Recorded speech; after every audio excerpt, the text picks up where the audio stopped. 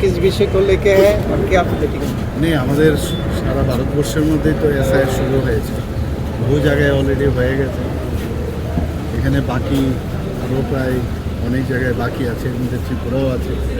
তো যে কোনো সময় এখানে এসআইআর অলরেডি কাজ কিন্তু শুরু হয়ে গেছে, কিন্তু বাকি যে যখন এটা অফিসিয়ালি শুরু হবে, আমাদের রাজ্যে তো এটার অলরেডি অফিসিয়ালি অফিসাররা কিন্তু কাজ শুরু করে দিয়েছে। কিন্তু যখন নোটিফিকেশন প্রপার আসবে যে ত্রিপুরার থেকে এত তারিখ থেকে এসআইআর শুরু, এটা আর কিচ্ছু না, এটা সবসময় তো এই রিভিশন হয়ই সবসময়। তো এটা আমাদের গভর্নমেন্ট অফ আর আমাদের যে ইলেকশন কমিশন আছে গভর্নমেন্ট অফ ইন্ডিয়া, তো তারা অ্যাকচুয়ালি